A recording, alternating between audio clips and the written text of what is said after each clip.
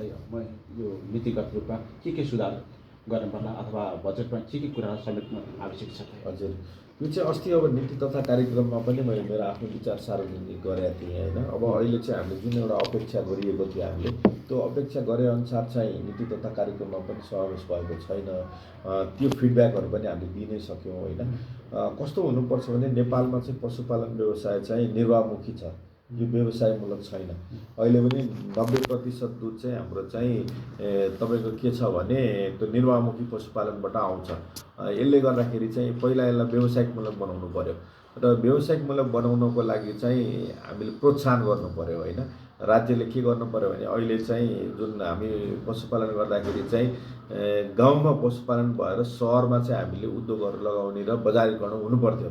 तर यसको ठिक विपरीत के भएको छ भने रोपनी जग्गा चाहिँ हामी गाउँमा बाँझो राखेका छौँ अनि आनामा आएर भाडामा लिएर हामी चाहिँ पशुपालन गरिरहेका छौँ र लागत त्यस कारणले बढिरहेको छ। गाउँमा हामी पशुपालन गर्दाखेरि चाहिँ घाँस पराल अब खोस्टाक होइन, त्यसपछि त्यहाँ खुवाउने अब कुँडो पकाउँदाखेरि दाउरा चाहिँ ले बनाउँथ्यौँ हामी भने अहिले चाहिँ हामी यहाँ ग्यास किनेर कुँडो पकाइरहेका छौँ होइन, गाई भैँसीलाई खुवाउनु। त्यस कारणले लागत बढेको छ। जबसम्म लागत घट्दैन तबसम्म बजारीकरण राम्रोसँग हुन सक्दैन, हामी मुनाफामा जाँदैनौँ। त्यस कारणले लागत घटाउने योजना राज्यले ल्याउनु पर्यो र लागत घटाउनको लागि र उपभोक्ताले बढी खपत हुनको लागि चाहिँ अब भ्याट घटाउनु पर्यो। जुन अहिले भ्याट लागिरहेको छ दुध तथा दुग्ध पदार्थमा, यो भ्याट चाहिँ हुनु भएन। त्यसपछि गएर अर्को उपाय भनेको चाहिँ अब हाम्रो देशमा अहिले त विद्युत टन्न उत्पादन छ नि त। त्यही विद्युत इन्डियामा हामी सस्तोमा बेच्छौँ भने हाम्रो डेरी अथवा अरू उद्योग कल कारखाना कृषि चाहिँ उद्योगहरूमा चाहिँ त्यो जुन विद्युत छ त्यो 50% मात्र छुटमा हामीले दिन सक्यो भने हाम्रो लागत मूल्य त घट्यो नि त। त्यो कुराहरू गर्नु पर्यो। अर्को कुरो मास बेसमा चाहिँ पशुपालन गर्नलाई प्रोत्साहन गर्नु पर्यो र यसको लागि जुन हामीलाई लगानीको कुनै आवश्यकता छैन नेपालमा। मैले पटक पटक भन्ने गरेको छु, नेपालमा लगानी नभएर पैसा नभएर लगानी नगरेको होइन। कुनै पनि व्यापार बिजनेसमा चाहिँ ट्रस्ट नभएर, त्यो विश्वास नभएर, त्यसको ग्यारेन्टी नभएर हो नि त। जस्तै उदाहरणको लागि कुनै एउटा कम्पनीको आइपिओ खोल्यो भने त्यो आइपिओ चाहिँ जति निड हो त्योभन्दा टेबल पैसा पर्छ नि त। त्यहाँ पैसा नभएको त होइन रहेछ। पैसा छ तर के भयो भने ग्यारेन्टी भएन, राज्यले त्यसको जिम्मेवारी लिएन भनेपछि पैसा नभएको होइन, पैसा छ तर त्यो वातावरण चाहिँ इन्भेस्टमेन्ट गर्ने वातावरण बनाउनु पर्यो। अब अर्को कुरो अहिले के छ भने उद्योग लगाउन भन्दा चाहिँ जग्गा किन्नको लागि चाहिँ बढी पैसा लागिरहेको छ भने औद्योगिक ग्रामहरूको व्यवस्था हुनु पर्यो। जहाँ जहाँ औद्योगिक ग्राम छ त्यहाँ अहिले तपाईँले हेर्न जानुभयो भने जुन प्रपोजको लागि चाहिँ त्यो जग्गा जमिन लिएको थियो त्यो कामभन्दा विपरीत कामहरू पनि भइरहेका छन्। खाली जग्गाहरू टन्नै छन् भनेपछि उद्योग लगाउन चाहनेलाई त्यो जग्गा उपलब्ध गराउनु पर्यो र त्यो पनि सहज रूपमा हुनु पर्यो। अब अर्को भनेको चाहिँ जुन बजारीकरणको कुरा छ, बजारमा क्रेडिट यस्तो धेरै फसेछ उधारो, त्यो उधारो उठाउनको लागि क्रेडिट एक्ट बनाउनु पर्यो। क्रेडिट एक्ट भयो भने चाहिँ कसैले पनि उधारो नलिने हुन्छ र सहज रूपमा चाहिँ त्यो चल्ने हुन्छ, त्यो कुरा हुनु पर्यो। अर्को कुरो नेपालमा चाहिँ उच्च नसलको गाई भैँसीहरू कम छन् होइन र दूरदराजमा चाहिँ अब गाईको व्यवस्थापन एकदमै धेरै नेपालमा गाह्रो छ। अब हाम्रो संस्कार हाम्रो धर्मअनुसार त गाईलाई त हामी डिस्पोज गर्न सक्दैनौँ। त्यस कारणले त्यो के भएको छ भने टाठो बाठोहरूले चाहिँ 5-6 बेचसम्म गर्ने अनि अलिक सस्तोमा दिएर जो सोझो मान्छेहरू छ उनीहरू चाहिँ त्यो गाई लास्टमा पाल्नुपर्ने र धर्मको नाममा उहाँहरूले त्यो थारो गाईलाई विदाउट होइन प्रोडक्टिभिटी चाहिँ त्यो गाईलाई पालेर बसिरहनु परेको छ। त्यो अवस्था पनि एकदम जटिल अवस्था हो। त्यसले गर्दाखेरि त्यहाँनिर समस्या छ। अर्को जुन बाछा बाछी छ त्यो बाछा बाछीले पनि हामीलाई एकदमै समस्या भएको छ।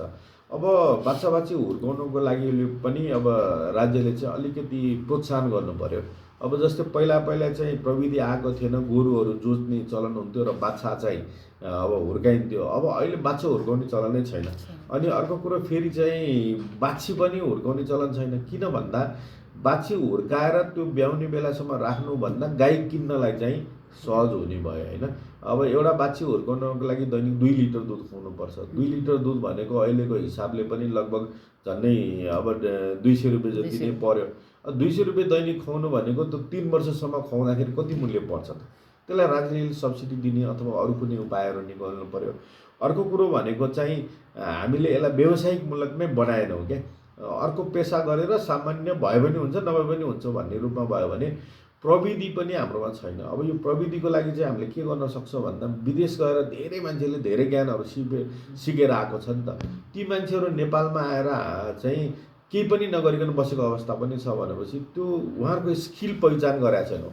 त्यसको लागि एयरपोर्टमा एउटा डेस्क राखेर को मान्छे नेपाल फर्किँदाखेरि चाहिँ के पेसा गरेर चाहिँ ऊ आएको छ, उसले कति वर्ष गर्यो भने एउटा रेकर्ड राख्यो भने उहाँहरूलाई चाहिँ उहाँहरूले विदेशमा सिकेर आएको जुन स्किल छ त्यसलाई नेपालमा युटिलाइज गर्न सकिन्छ। यो मैले धेरै पहिलादेखि भनेको कुराहरू हो, त्यो हामीले गर्न सकिरहेका छैनौँ होइन। अब अर्को कुरा भनेको चाहिँ किसान पेसालाई जबसम्म सम्मानित पेसाको रूपमा हामी चाहिँ स्थापित गर्न सक्दैनौँ तबसम्म यो पेसा चाहिँ कहिल्यै पनि फस्टाउने छैन र कोही यो पेसामा आउनै चाहँदैन।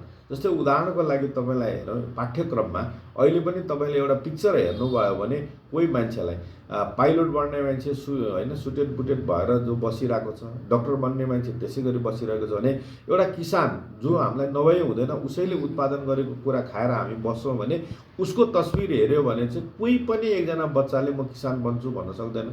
भनेपछि त्यो आवरण परिवर्तन गर्नु पर्यो। त्यो पिक्चर जुन राखेको छ च्यातिएको कपडा लगाएको छ होइन, फोहोर कपडा लगाएको छ, यता हेर्दै गरिब त्यो फाटेको टोपी लगाएको छ भनेपछि त्यो मानसिकता हामी चेन्ज गर्नु पर्यो।